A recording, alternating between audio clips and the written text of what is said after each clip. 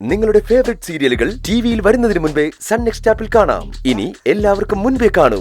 ഇപ്പോൾ തന്നെ sun next app download ചെയ്ത് സബ്സ്ക്രൈബ് ചെയ്യൂ. ശരി സാർ, ഓക്കെ.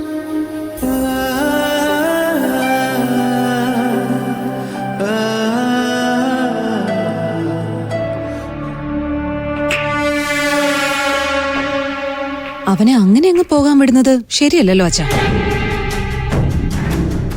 ആ പൂക്കാരി പെണ്ണുമായിട്ടുള്ള സന്ദീപിന്റെ അടുപ്പം ഇനി കൂടുതലേ ഉള്ളൂ. എന്ത് വിചാരിച്ചിട്ടാ ശ്രീകലാമ്മ അവന് പോകാൻ അനുവാദം കൊടുത്തത്? ശ്രീകല അവനെ പോകാൻ അനുവദിക്കാത്തത് വേറെ വഴിയൊന്നുമില്ലാത്തോണ്ടാ. അനുവദിച്ചില്ലെങ്കിലും അവൻ പോവും. ഇനി അഥവാ പോകാതെ ഇവിടെ നിന്നാ തന്നെ ശ്രീകലയ്ക്ക് അവൻ സ്വൈര്യം കൊടുക്കില്ല. അച്ഛനെങ്കിലും അതിനെതിര് പറഞ്ഞൂടായിരുന്നോ? ഞാൻ എന്തിനു പറയണം? അവനെ ഏതു വിധേനയും ഇല്ലാതാക്കണമെന്ന ഒറ്റ വിചാരമാണ് എനിക്കുള്ളത്. അതിന് പറ്റിയ സ്ഥലം ഇവിടമല്ല, അവിടമാണ്. ഇവിടെ അവന്റെ സുരക്ഷയുടെ ഉത്തരവാദിത്വം എനിക്കും വരും. ഇവിടെ വെച്ച് എന്ത് സംഭവിച്ചാലും അതെന്റെയും വീഴ്ചയായി വ്യാഖ്യാനിക്കപ്പെടും. അവിടെയാവുമ്പോൾ നമുക്കൊരു സ്വാധീനമില്ലാത്ത സ്ഥലം. എന്ത് നടന്നാലും നമ്മൾ അതിൽ ഒരു വിധത്തിലും പങ്കാളിയാവില്ലെന്ന വിശ്വാസം ശ്രീകലയ്ക്കും മറ്റും ഉണ്ടാവും. അതുമാത്രമല്ല, ഇവൻ തിരിച്ചു ചെല്ലുന്നതും കാത്ത് വിക്രമൻ അവിടെ നിൽക്കുകയാണ്. എത്ര നേരത്തെ ഇവൻ അവിടെ തിരിച്ചെത്തുന്നോ അത്രയും വേഗം അവന് ജോലി തീർത്ത് പോകാനാകും. എന്തായാലും നീ കാത്തിരുന്നു. 4-5 ദിവസത്തിനകം നമ്മൾ കാത്തിരുന്ന ശുഭവാർത്ത നമുക്ക് കേൾക്കാനാകും.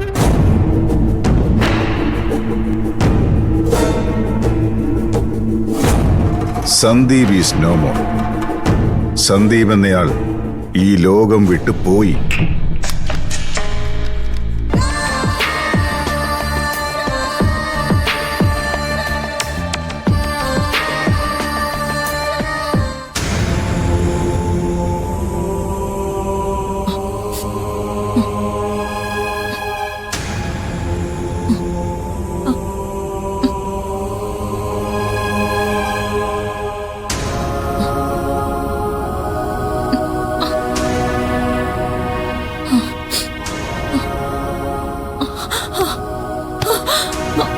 അയ്യോ മാഡം, അയ്യോ വിട്. എന്താ മാഡം, എന്തെങ്കിലും ആവശ്യമുണ്ടെങ്കിൽ എന്നെ വിളിച്ചാ പോരെ? ഞാനിവിടെ ഇല്ലേ? കാലും കയ്യും വയ്യാത്തവരെയൊക്കെ കാണുമ്പോ മാഡത്തെ പോലെ കണ്ണീച്ചോരില്ലാതെ പെരുമാറുന്ന ആളല്ല ഞാൻ. നീ കൊള്ളാവല്ലോ. കിട്ടിയ തക്കത്തിന് നീ സ്കോർ ചെയ്യല്ലേ? അങ്ങനെയൊന്നുമല്ല. ഓരോരുത്തരും ചെയ്യുന്ന കന്നന്തിരിവുകൾക്ക് തക്കതായ പ്രതിഫലം കിട്ടുമെന്ന് എനിക്ക് പണ്ടേ അറിയായിരുന്നു. അത് ശരിയായ സമയത്ത് തന്നെ കിട്ടുമെന്ന് കരുതിയില്ല. ഇപ്പൊ ഉറപ്പായി ദൈവം ആരുടെയും കുത്തകയല്ലെന്ന്. മതി മതി, നീ ആ വീൽ ചെയർ നിങ്ങടുത്തെ, ഞാൻ അതിലൊന്നും ഇരിക്കട്ടെ.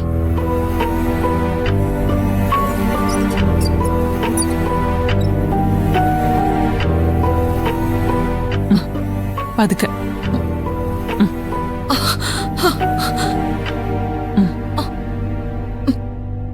പതുക്കെ.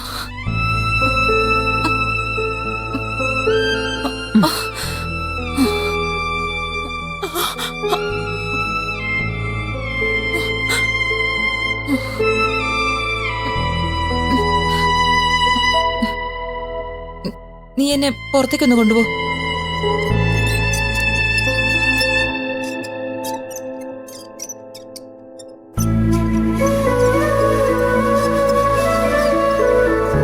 അതെ മാഡം, ഇതേ വീൽ ചെയറില് വേറൊരാൾ ഇരുന്നതാ. പക്ഷെ അന്നൊന്നും എനിക്കിങ്ങനെ തള്ളേണ്ടി വന്നിട്ടില്ല. പക്ഷെ മാഡം അപ്പോഴൊക്കെ പറഞ്ഞുകൊണ്ടിരുന്നത് ഇത് വലിയ ശല്യമാണ്, ദുരിതമാണെന്നൊക്കെയാ. അന്ന് നമ്മള് 4 പേരുണ്ടായിരുന്ന ഈ വീട്ടിലെ കാര്യങ്ങളൊക്കെ ഒരു മുടക്കവും കൂടാതെ ഞാൻ നടത്തിക്കൊണ്ടിരുന്നു. ഇന്ന് പക്ഷെ പലതും മുടങ്ങുന്നു. സത്യം പറയാലോ മാഡം, അന്നൊക്കെ ഗോപു സാറിന്റെ അമ്മയുടെ കാര്യം നോക്കുമ്പോ അതൊരു ദുരിതമായോ മെനക്കേടായോ എനിക്ക് തോന്നിയിരുന്നില്ല. പക്ഷെ ഇന്ന് എന്ത്?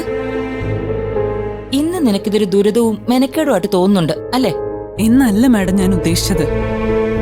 പക്ഷെ അതുപോലെ അല്ല ഇതെന്ന് മാത്രമേ ഉള്ളൂ. മതി, തൽക്കാലം നിന്റെ സേവനം മതി. ഒരാപത്ത് വരുമ്പോഴാ നമ്മൾ ആൾക്കാരെ തിരിച്ചറിയുന്നേ. അതെ മാഡം, മാഡം പറഞ്ഞത് ശരിയാ.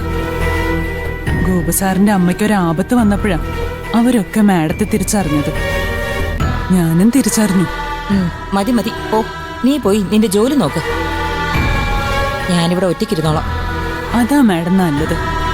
ഒറ്റയ്ക്കിരുന്ന് സ്വയം ചിന്തിച്ച് ചെയ്തുപോയ തെറ്റുകൾക്ക് സ്വയം പ്രായശ്ചിത്തം ചെയ്ത് അതൊക്കെ ഇനി ആവർത്തിക്കില്ലെന്നൊരു തീരുമാനമെടുത്താ മാഡം ഒരു നരകമാക്കിക്കൊണ്ടിരുന്ന ഈ വീട് ഒരു സ്വർഗാവും. 4-5 ദിവസം ഇങ്ങനെ ഇരുന്നപ്പോ ഞാൻ അനുഭവിക്കുന്ന പ്രയാസം എന്തൊക്കെ ബുദ്ധിമുട്ടുകളാ. അപ്പൊ ഗോപുവിന്റെ അമ്മ അനുഭവിച്ചത് എത്ര വലിയ പ്രയാസമായിരിക്കും. അതിനെക്കുറിച്ചൊന്നും ചിന്തിക്കാതെ അവരെ നിരന്തരം ഇൻസൾട്ട് ചെയ്തു ഞാൻ.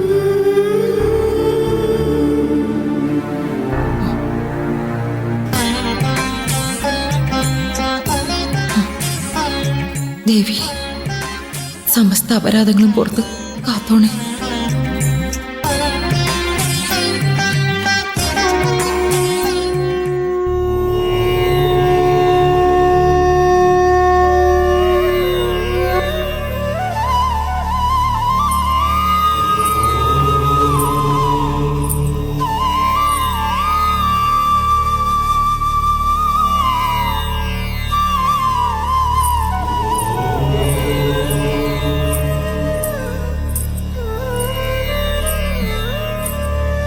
ശതാക്ഷരി എന്തോ ഗഹനമായ ചിന്തയിലാണല്ലോ.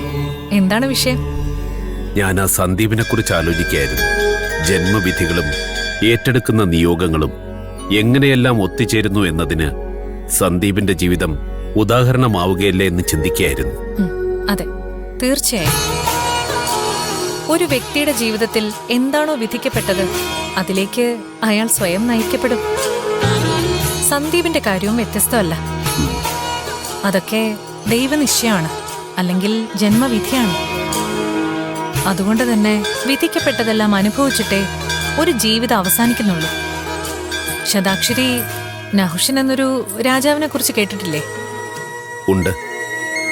പാണ്ഡവരുടെയൊക്കെ പൂർവികനായ ഒരു ചന്ദ്രവംശ രാജാവല്ലേ നഹുഷൻ? അതെ. വിധി ആരെയും വിട്ടുകളയില്ല എന്നതിന് ഏറ്റവും വലിയ ഉദാഹരണമാണ് നഹുഷന്റെ ജീവിതം. ഇന്ദ്രപദവിയോളം എത്തിയ ഒരു രാജാവല്ലേ അദ്ദേഹം? ശരിയാണ്. മനുഷ്യനായി ജനിച്ചിട്ട് ഇന്ദ്രനായി വാഴിക്കപ്പെട്ട ഒരേ ഒരു രാജാവ്. അദ്ദേഹത്തെ വിധി എങ്ങനെയാണ് വേട്ടയാടിയതെന്ന് അറിഞ്ഞാൽ വേണ്ടില്ല. ഒരിക്കൽ ദേവേന്ദ്രൻ ദേവലോകത്തുനിന്ന് അപ്രത്യക്ഷനായി. ഇന്ദ്രനെ തെരഞ്ഞിട്ട് കണ്ടെത്താനാവാതെ ദേവന്മാർ പകരം ആരെ വാഴിക്കും എന്നുള്ള അന്വേഷണമാണ്. അന്ന് 100 യാഗങ്ങൾ പൂർത്തിയാക്കി ഇന്ദ്രപദവിക്ക് യോഗ്യത നേടിയ ഒരേ ഒരു രാജാവേ ഉണ്ടായിരുന്നുള്ളൂ. അതായിരുന്നു നഹുഷൻ. ദേവന്മാർ നഹുഷനെ ഇന്ദ്രനായി വാഴിച്ചു.